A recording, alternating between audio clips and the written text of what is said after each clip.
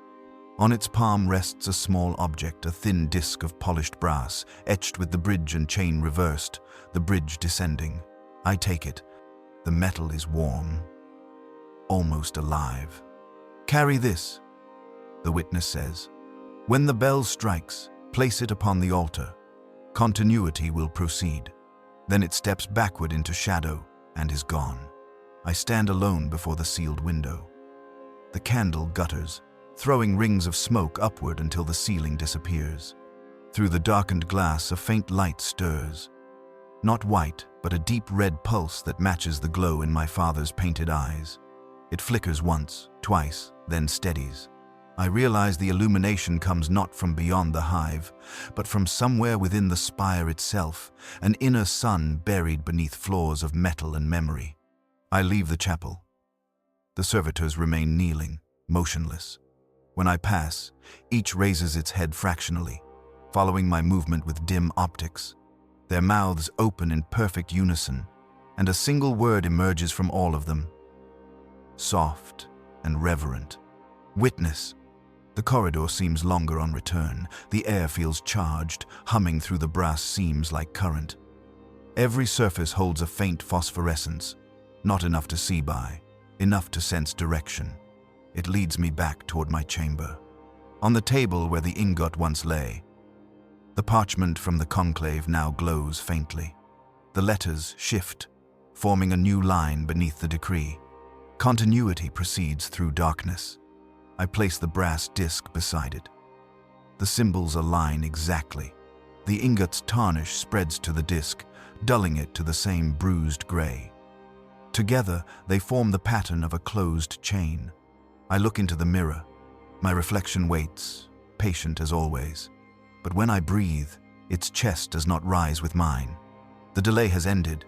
It now breathes on a rhythm of its own.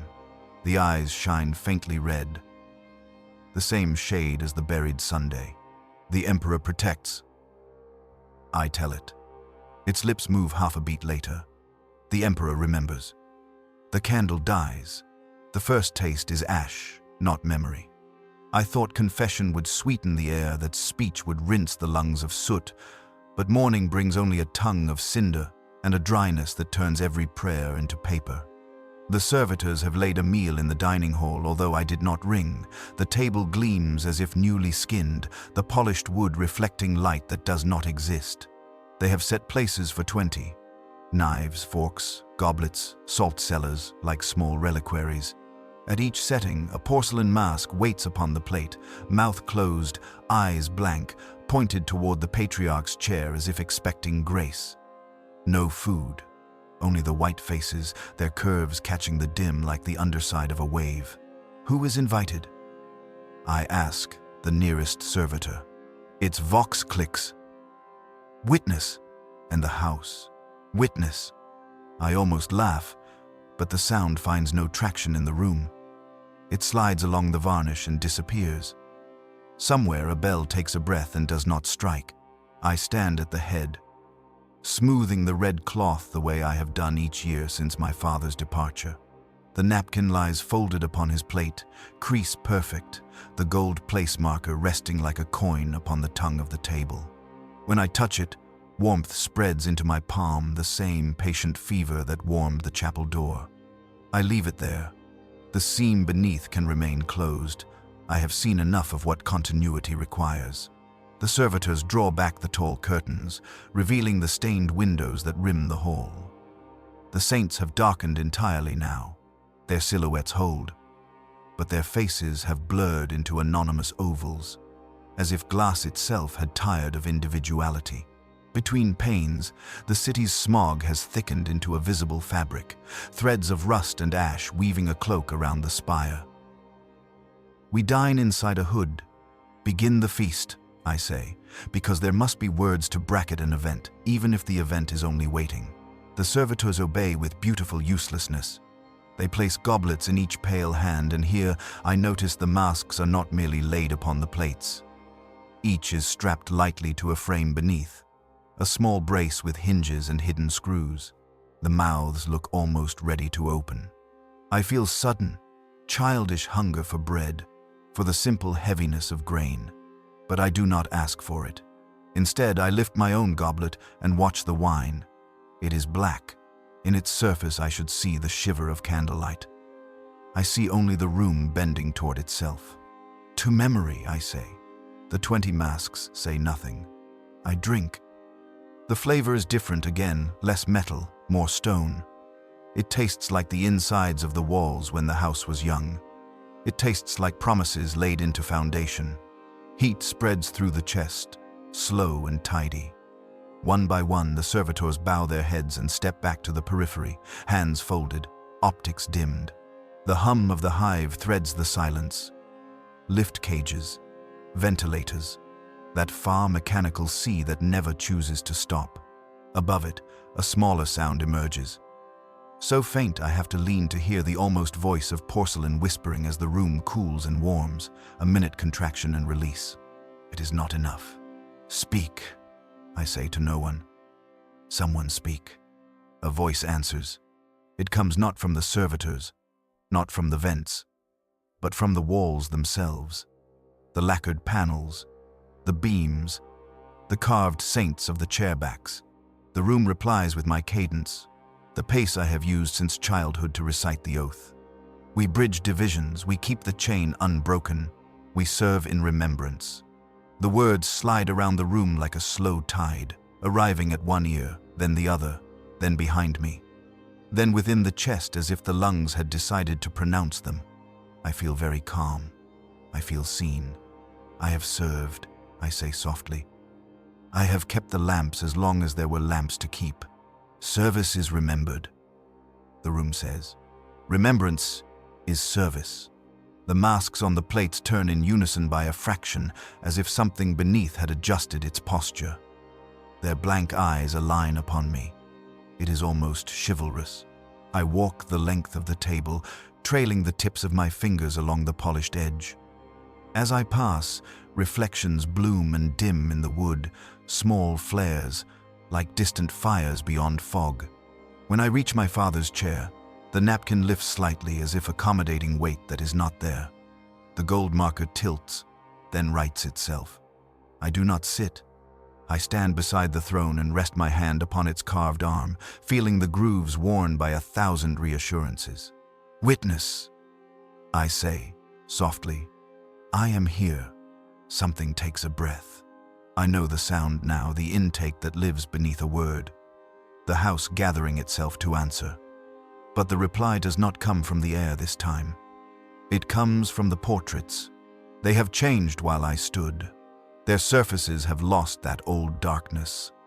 Varnish gleams wet. Pigment deepens. Faces tilt by a degree, mouths soften, pupils widen with the plausible wetness of living eyes. My ancestor Galian, painted with the hard mouth of a builder who accepted little and forgot nothing, relaxes into a look I recognize as mine when I am very tired. My grandmother's portrait, which always watched me as if from the far end of a gallery, leans nearer. The line of her collarbone a little less strict, a little more human. And my father, the half-smile that promised explanation, later resolves into a real expression. Gentle and attentive, their lips begin to move.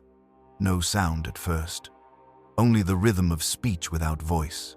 Then, like water filling a basin, a whisper rises, not many whispers, but one, though it issues from 20 mouths. The lips shape the prayer, and the room lends the breath. From rust to gold, from gold to dust, the last line waits. I do not supply it. The portraits do, and not the old form, not the comfort that once tucked me into childhood, but the answer the witness gave in the dark chapel. Continuity is worship. The taste of ash sweetens. I realize I am crying. The tears run cold and clean along the face, washing away dust no hand could find. Show me, I say. The mirror at the far end of the hall answers. It is not a mirror I have ever noticed, a long panel set between banners, its surface dulled by centuries of air. Now it brightens as if someone had drawn a cloth over it. The reflection it offers is wrong. The angle is too high, catching the table and my figure from above like a shrine painting. In it, the masks upon the plates are not blank. Each bears a face, each face my own, painted in thin light that shivers with each breath I take. They look downward in prayer. When I lift my head, 20 heads lift. When I blink, they do not. Their eyes stay open, patient and shining. I walk toward the glass. The closer I come, the less the room behind me exists. The mirror offers a second world, brighter by the amount ours has dimmed. In that world the chandeliers are lit, the saints blaze with color, and the chair at the head is occupied. I cannot see the figure's face. The light around it is too intense, a corona of gold mixed with rust.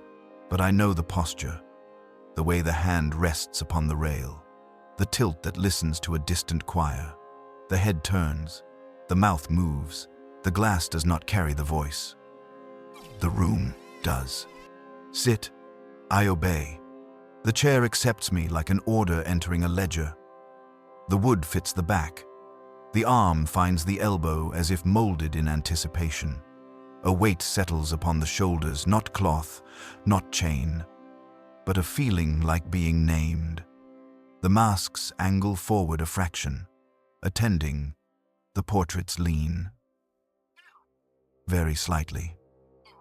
As judges lean toward a testimony they expect. Feast, says the room. I raise my goblet. The wine reflects not me, but the figure in the mirror world, the one whose light I cannot bear to see. We drink together, mouths moving not in unison but in a sequence timed to leave no silence between sips, continuity like breathing across generations. My throat works without instruction. The heat that follows is not entirely mine.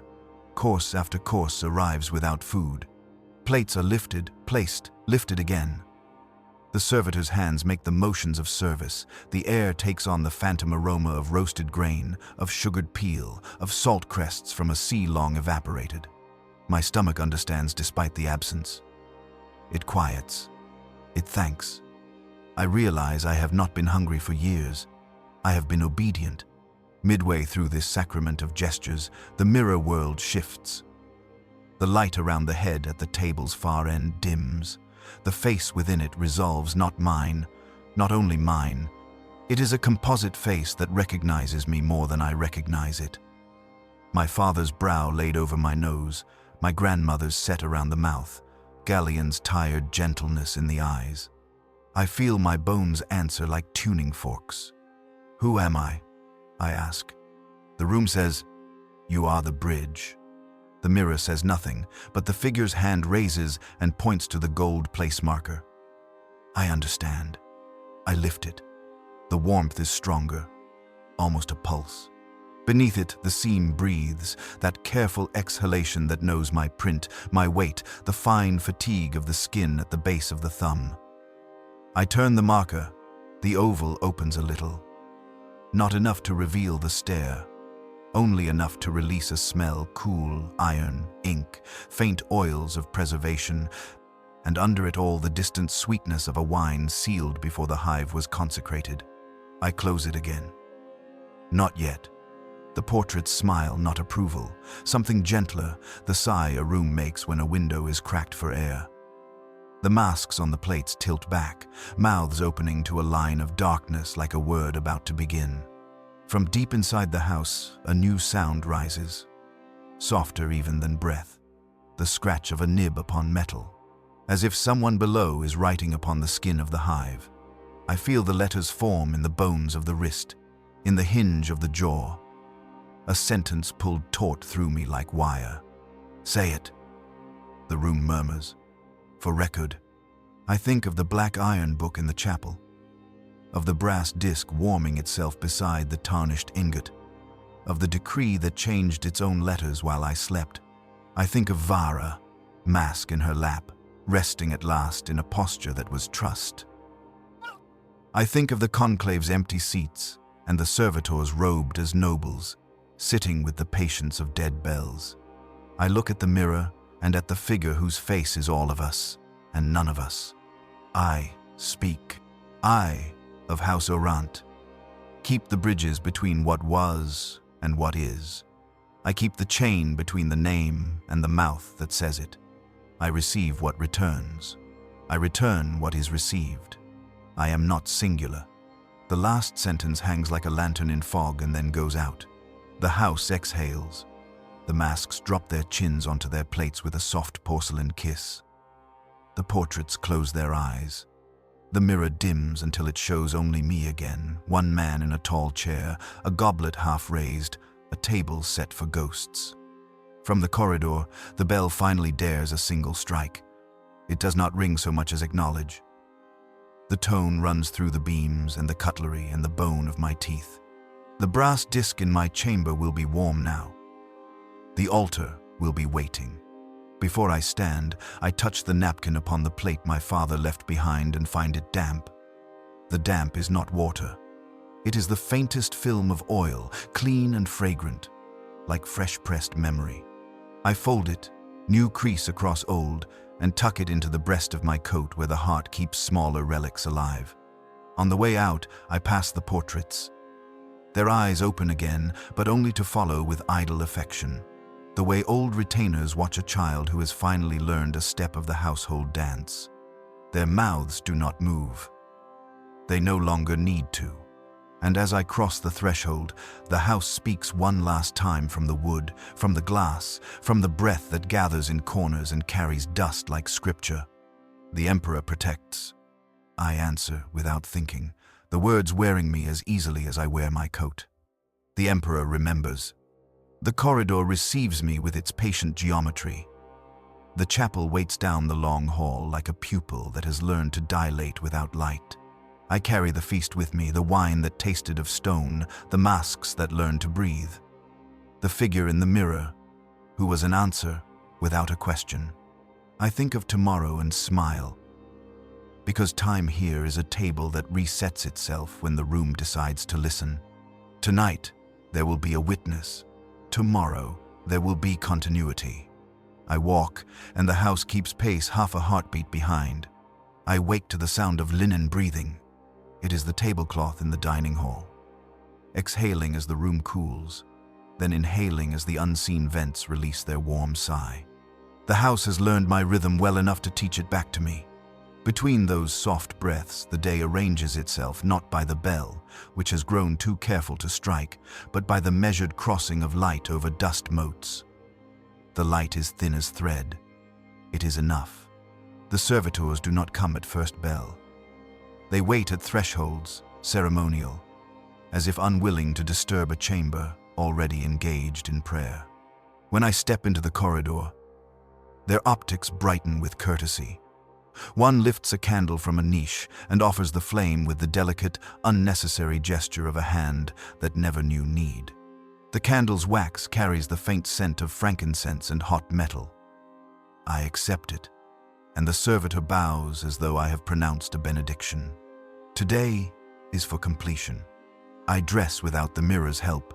It lingers a moment behind my shoulder, as a thoughtful elder might, then withdraws its attention. My reflection stays in place a heartbeat longer and catches up with a small, affectionate impatience. The stain on the glass, the hairline crack through St. Gerian's blessing gleams like a stitch now, something mended rather than broken. The brass disc lies where I left it, tarnished to the color of an evening bruise, warm before I touch it. Beside it rests the parchment whose letters rewrite themselves when I sleep. They are still now, as if content with the sentence they chose in the night. Continuity proceeds through darkness. I slip the disc into my palm, the way a pilgrim palms a smooth stone for comfort. Then fold the parchment against my heart with the napkin from the last feast. It oils the pocket with a clean, fragrant memory. The house opens its doors before I reach them. Rugs exhale dust. Portraits let my passing ripple them like water. When I glance up, the ancestors maintain their present mercy, eyes soft, mouths laundered of judgment. I fancy I can feel them at my back. Not as a crowd, not even as a line, but as a hush that accompanies a body when it has decided at last where it is going. The chapel corridor shines as if it remembers rain. The broken chain lies arranged in a figure 8, neat, like a lesson in how iron learns serenity. I step over it and enter the chapel. The room has shrunk further into itself, not in size, but in posture, as if it has knelt. The opaque window yields a pulse, so slow and deep it might be the heart of a buried cathedral. The altar waits with the patience of stone. The book of black iron sleeps, its edges faintly warm, its locks resting like closed eyelids. When I lay the brass disc upon the altar, the glow within the window brightens by the width of a breath. "Witness," I say. The air answers in the tone of silk drawn across wood. "Proceed." I do not look to see whether the figure of the hooded witness stands in the shadows. It no longer seems necessary to anchor a voice to a mechanism. The house has become its own throat. There is a small depression in the altar's surface, a place where countless hands have placed countless tokens. The disc finds it as water finds a hollow. When it settles, the stone warms through, and for a moment I smell a vineyard that has never existed in this hive, deep green, summer thick, a sweetness that makes the eyes water. Then the scent resolves into what it has always been. Old oil, old incense, the first breath in a shuttered room. I wait for instruction. None comes. The altar expects not obedience, but agreement. I speak quietly, so the word does not break. I am ready. You are remembered. The book opens a fraction, letting out a sigh of very fine ash. I watch the ash settle into the grain of the altar, highlighting the veins like rivers on a patient map. The pages within do not turn, but their edges ripple in a wind that is not here. I recognize the sensation, as one recognizes a step in an old dance. This is where breath aligns with a longer breathing. When I lift my hand from the disc, it adheres for an instant, as if a second skin were reluctant to part. I think of all the hands that have lifted and let go, hands of bone and of brass, living warmth and remembered heat, all of them entering the sentence of the house like commas, like clauses, and that change the cadence but not the meaning. If I remain, I am a phrase inside a prayer. If I depart, the prayer continues. Continuity has no synonym kinder than that. The servitors gather outside the chapel's threshold without entering. They arrange themselves according to a pattern I do not teach. Their heads incline in mirrored angles, and their open palms receive light from nowhere in particular. I have learned to love their stillness. There is grace in a machine when it believes the moment requires none of its motions. I return to the dining hall for the last time. The table is set for one, but the plates are 20. The portraits glow with a softness that recalls a candle whose wick barely remembers flame. The mirror at the far end is dull again. Stubbornly this world. On the patriarch's chair rests the napkin I had folded into my pocket. Though my pocket is not empty, I do not check for a trick. There are no more tricks left to us. I smooth the cloth and sit. The chair accepts me. The wood is warmer than my skin. The room settles around the decision. A cloak finding shoulders it was cut for. No food arrives. The cutlery gleams. The goblet waits with its black certainty. I do not drink yet. A guest must arrive before the first toast. Footsteps move through the house measured. Slow, carefully weighted as if taught by the floor itself. They do not approach. They arrange. Doors open in side corridors. I have never bothered to learn. A lift sighs. A latch remembers its tongue. The sound proceeds like a litany from the outskirts of the manor to its lungs, and when it reaches the dining hall, I am not surprised to find no figure at the threshold. The arrival is not a person. It is the house coming to sit with me. The light shifts, settling into an angle that erases the distance between portrait and frame. My ancestors are almost here. The goblet's surface accepts a pale shimmer, like breath held in a cup. Beyond the stained windows, the smog thins for the length of a heartbeat, and a single red thread of distant reactor light slips in and lays itself across the table like a vein. "Welcome," I say, and the room answers without voice. The way a cathedral answers a pilgrim's step. I lift the goblet. It is lighter than ever, the weight of it mostly memory. To those who built what still stands, I say, the old toast. And then, because this is not a night for repetition, I add, to those who stand, because what was built remembers them. I drink. The wine is a soft mineral now, almost water passing over iron. It leaves the mouth clean. When I set the goblet down, the rim leaves no ring. Will there be others? I ask the room. After me? The room lets silence make the sentence true before it answers. There are always others. The answer is neither comfort nor threat. It simply removes loneliness from the category of possible errors. I think of the lower tiers, the billions who will never see this hall, who light their candles in rooms where the ceiling presses close. I think of Vara and her little shrine of wax and copper wire. I think of the thread she looped around a small, homemade throat to seal a wound no one else could see.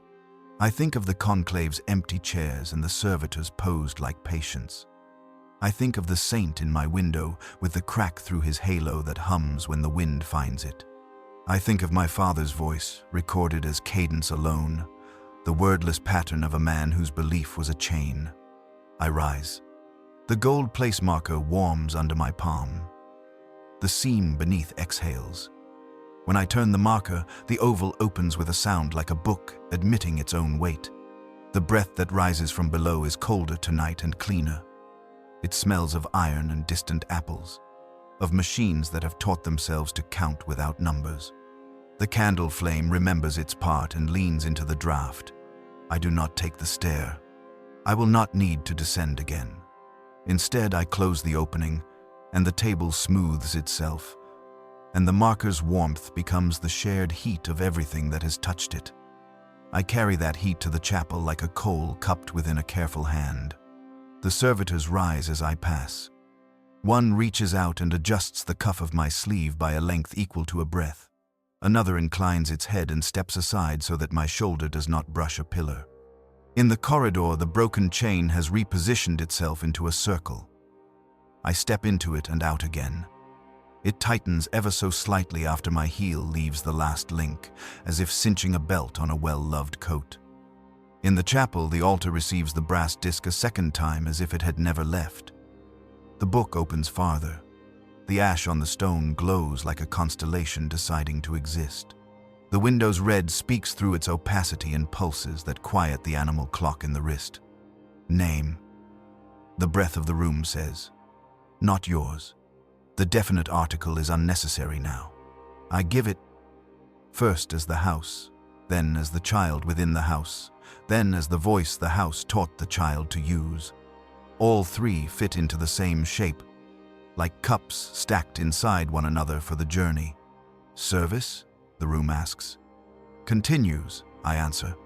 Witness? Begins, I say. The book writes without hand. I can hear the nib upon the iron page, that fine scratch I have felt in my bones since the Feast of Masks. When the sound ends, the room changes. It does not brighten.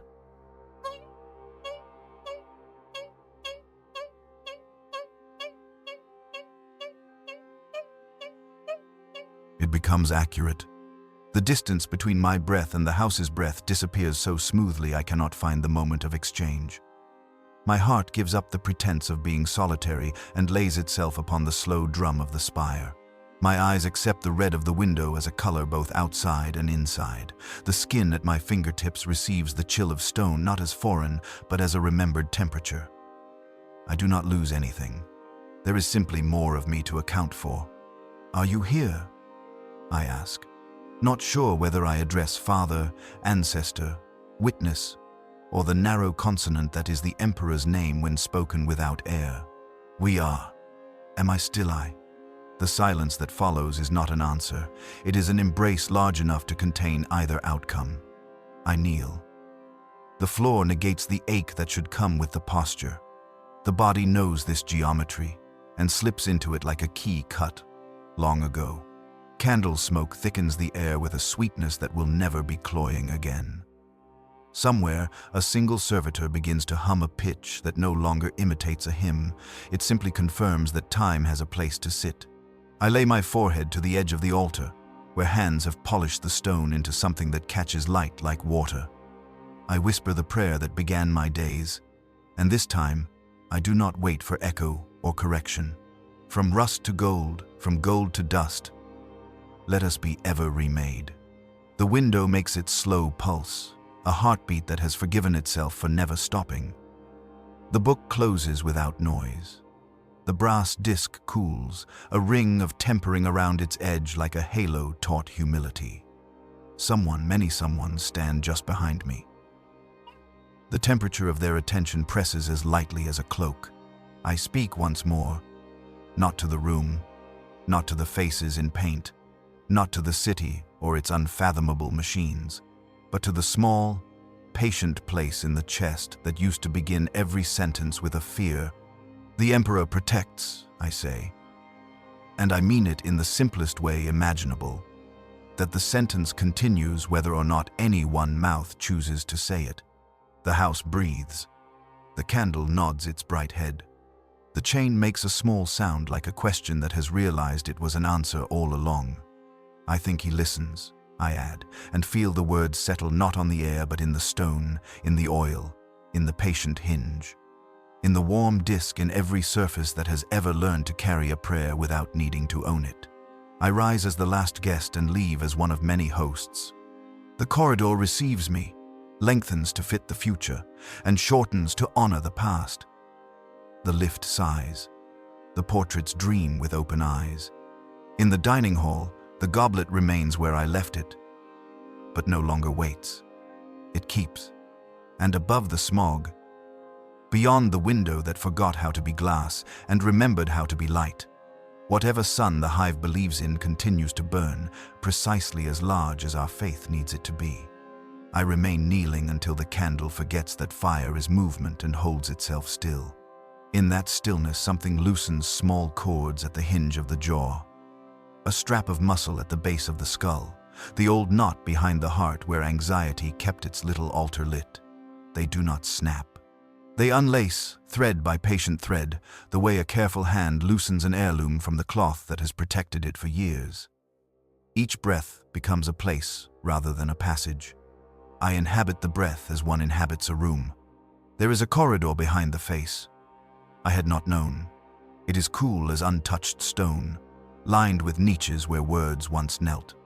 I walk there by standing still. Voices lean out of the dark and brush my sleeve. They are not words yet. They are temperatures, the weather of sentences before weather learns to carry clouds. My father's cadence passes like a draft. Vara's careful pauses warm my wrists. Even the unvoiced certainty of the servitors recurs their obedience like a weighted blanket the soul can use as ballast in bad seas. I put my palm upon the altar. The stone recognizes the length of my fingers, the way a careful library recognizes a returning book. A shimmer moves through it. Not light, something slower, like fatigue that has learned to rest. In return, I receive the map of the house without line or legend. Stairwells as tendons, beams as ribs, roof spine, and foundation heel. A body that never learned to sleep and so taught itself to listen. The map does not appear. It becomes the way I feel. The windows stop being pictures and begin to be eyelids. When they blink, dust rises softly and falls.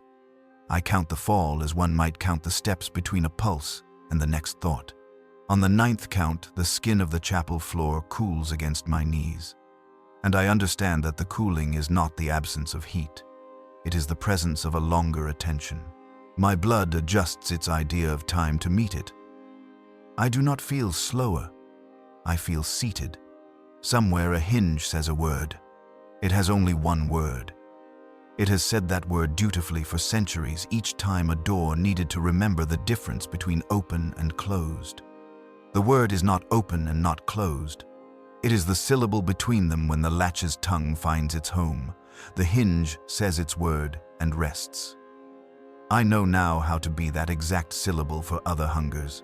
The Book of Iron no longer appears as a book. It appears as a habit the house has of fixing events to a surface so the events can stop carrying themselves. The quill scratches again. Once, a long line, as if the house had remembered that my name is not a set of letters, but a duration. I feel the line cross the page, and also cross the beams overhead. The line writes itself along the spine of the spire. The scratch moves through my throat as a tickle. I cough once and hear the cough happen in the dining hall as the tablecloth rises to accept it. I am not dissolving. The fear of dissolving had been the last superstition. I am distributing. I am a word placed in many mouths, the same word, pronounced with 100 small regional accents. In one part of me down near the service stairs, I pronounce it with exhaustion. In another along the western balcony, I pronounce it with the little pride the wind takes when it remembers how high it can whistle. In the chapel, on my knees, I pronounce it the way a stone would if a stone had been asked to agree that water exists. Light such as the house has gathered from reactors and slow fires, and remembered lamp glass settles into the joints. I had not thought a building had joints, but it does. Corners that ache in winter, lintels that keep the posture of rooms, thresholds that know the precise weight of a returning foot. When I bend my head, every threshold lowers its chin. I think, by habit, of hunger. The thought crosses the mind like a bird through a nave. It leaves no mark, only a little rush of air where it flew. There is bread nowhere. There is bread in the warmth of the altar edge under my palms, in the tannin of the wine dried invisibly on the rim of the goblet, in the dust that is not dirt but furniture turned scripture by touch. Hunger becomes a way of agreeing to be carried. I let it be a passive verb. Breath deepens again. I feel down into the lowest chambers, into the cold, clean places where the mechanics of our continuity sit like quiet wells. I do not try to see the cylinders or their shadows. This is not a time for sight. I know them by temperature. They are the same cold as the underside of a river stone. Put your hand there long enough and the skin stops arguing. I put the hand of the mind there and let argument end. The house remembers, and I arrive at the memory as a guest who knocks and finds the door already open. A festival, long ago before I was iteration or rumor, banners new enough to creak, a bell that had not yet learned fatigue, a patriarch whose joke lifted a room like a ladle. The air was thinner then, not because we were closer to heaven, but because expectation had not yet thickened into caution. The memory does not unspool as images. It exudes. My tongue tastes citrus peel that has not existed for generations. My ear warms to the pitch of human laughter that does not ask permission. I do not grieve. Grief is a narrow hallway. This is a cloister. I pace it and touch the cool columns with my fingertips. The columns consent to be touched, the supreme courtesy. I return to the present, the only generous location. The window pulses. Between pulses, I hear the tiniest sound of water inside a wall. Not a leak. A thread of condensation acknowledging an angle. I bless it. The blessing is simple. Continue. A beam somewhere far above relaxes by the breadth of a hair. Dust descends as slow gold. I bless that too, not as a lord, not even as a priest, but as an organism deciding that another organism may sit on its shoulder a moment longer. I open my eyes. I had not noticed I had closed them. The room is arranged as confession. I am both penitent and booth. It is not uncomfortable to be both. The two roles occupy different organs. The heart hears. The jaw admits. The knees agree. The back refuses to argue. The shoulders remember to lower, so that meaning can cross them without snagging. The phrase returns, shyly, like a child entering the room it left too early. The emperor protects. It is not a rule. It is a posture, like the chin, like the angle at which hands receive. I repeat it, and the house repeats it, and for the first time I notice that we do not synchronize. We alternate. One says it while the other listens, back and forth, so that there is never a gap. Protection, then, is a woven thing. I hold the brass disc once more. The tarnish has reached the center and cooled there into a dull star. The rim is brighter where fingers continue to find it. There is a shallow impression my thumb has made in the metal. I turn the disc in the light, the way one turns a coin while considering an oath. The image of the bridge remains inverted. I smile at last, truly smile. Not the well-bred tightening of a face, but that generous softening in which teeth are no longer weapons but gates. I am content, I say. The room answers by existing a little more thoroughly. I test the limits. I think of the western balcony, and I am at the railing without moving, gloved hand upon glittering dust, the city laid out like a prayer rug without center. The wind catches the little crack in St. Gerion's halo and plays it. The note is so small I cannot hear it from the chapel, and yet I hear it anyway. A silver thread worked into a tapestry of lower frequencies. I am both in the hearing and in the note. I return to the altar without moving also. Distance becomes a courtesy, not a law. It occurs to me that I could speak and the house would carry the word through its ducts and joints and boards to any room, any corridor. I do not. Silence has waited too long for me to become noisy now. Instead, I think a thanks small enough not to bruise the air. And every hinge in the manor relaxes as if someone had told it a joke it finally understood. I ask the last question, because all structures deserve closure, even generous ones. When I sleep, I say, what sleeps? The house considers. Its consideration is the time the candle takes to shed a single tear. The tear travels, cools, hardens, into a clear, amber bead at the base of the stick. There, a dust mote becomes imprisoned, the tiniest saint in resin. The house answers, not the door, only the knocking. I accept this as theology. I lower my forehead once more until it touches the altar's edge. The stone has a memory of the exact place where bone fits. It welcomes the return without triumph. I let breath descend the last stair, beyond which there is no step, only a floor that will carry the weight without needing to name it. In that last descent, thought moves like a slow fish under thick green water, visible, uncatchable, at peace with its velocity. The book of iron closes. The sound does not interrupt. It concludes. Somewhere the tablecloth inhales and holds. The portraits practice keeping their eyes open without hunger. The mirror keeps a little of me and gives it back with interest. The servitors learn a new stillness, one I had not seen in them, an unburdened kind. I sleep then not as a man who has spent himself, but as a house that has found a temperature it can maintain. The sleep has rooms. I leave some doors open and others latched gently. On one door hangs a placard in a handwriting I do not remember teaching my hand. Return when ready. I do not know whose door that is. I am content not to know. Not knowing becomes an herb that flavors the air without making it heady. If there is a dream, it is a structural drawing. Lines for beams, notes for stresses. Arrows that indicate the preferred direction of prayer. In one corner, a signature. Not a name, a rhythm, a row of little dashes, and one held line. The exact length of the breath we take together before a word worth saying. The house sleeps with me and listens. The city turns its slow, enormous page. The chain does not tighten. It joins. When waking comes, if waking is still the right word, it is not an event. It is the moment a room becomes aware that someone it loves is already inside it. The candles are cold and content. The window holds its red like a pulse taken lightly. The brass disc is ordinary again, which is to say perfectly fit for sacrament. I stand, and the floor stands with me. And somewhere down in the patient dark, a hinge says its single word and rests.